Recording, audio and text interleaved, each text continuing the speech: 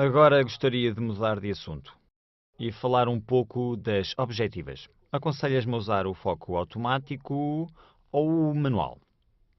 Bem, chega aqui que eu mostro-te. Os equipamentos autofocus modernos já possuem um autofocus muito rápido e, portanto, na maior parte dos casos, principalmente se tem de fotografar temas em movimento rápido, permitem-te obter resultados sem problemas, mas muitas vezes pode ser útil e mesmo divertido focar manualmente. Repara, nas óticas podes encontrar o interruptor para passar o foco de manual para autofocus. E esta é a argola para o foco manual.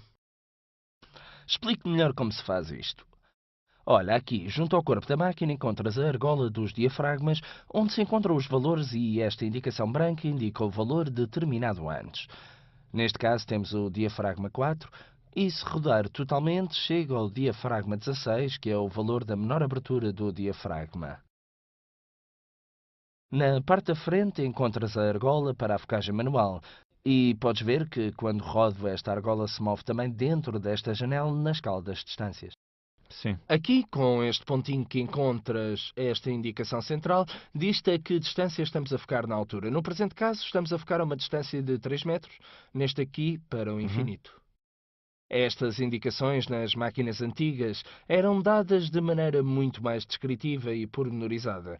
Atualmente, com a predominância do autofocus, são dadas de uma forma mais sintética, mas ainda são dadas e, portanto, ainda é possível efetuar uma focagem manual de forma bastante precisa. À esquerda e à direita da indicação do ponto de focagem, estás a ver, são indicados os mesmos valores que voltas a encontrar na escala dos Sim. diafragmas. Estes índices que encontras indicados sobre os dois lados do ponto de focagem indicam-te a profundidade de campo à distância em que tu estás a focar. Vê lá, o da direita indica-te a distância mais perto que terás nítida na tua imagem e a da esquerda a distância mais afastada. Então isto vai permitir ter mais coisas focadas ao mesmo tempo. Sim, para ter mais coisas focadas ao mesmo tempo, deves fechar o diafragma no valor mais alto possível. E depois isso vai-te permitir aumentar a profundidade de campo de forma a obter uma nitidez desde o primeiro plano até ao infinito. Se depois queres mudar, ou seja, obter o máximo de profundidade de campo possível, aconselho-te a utilizar a distância hiperfocal. Não está O claro? que é? Não, hiper... Então, a distância hiperfocal é aquela distância determinada de focagem que te vai permitir focar um ponto e obter o máximo de nitidez com uma determinada objetivo e uma determinada abertura de diafragma. Vê, neste caso atribuímos o valor de abertura de f16. Sim.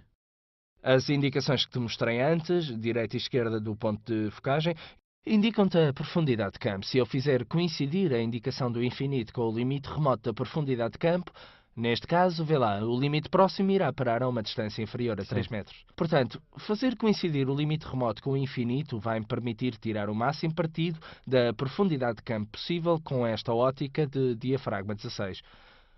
Estabelecendo desta forma a minha focagem, tenho a certeza de obter o máximo de nitidez. Estou a perceber. Claro, Sim, posso tentar? claro, tenta.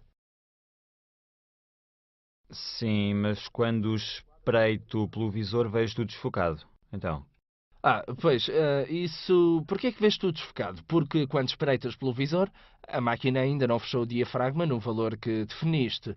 Uma vez que só fazes isto no momento de tirar a foto, o diafragma da máquina permanece sempre totalmente aberto para facilitar a composição da imagem e facilitar precisamente uma focagem o mais precisa possível. O valor que definiste de diafragma é apenas utilizado no momento de disparar. Ao primeiro botão de disparar, a máquina fecha efetivamente o diafragma naquele valor e assim obtens uma foto com a profundidade de campo que desejas alcançar.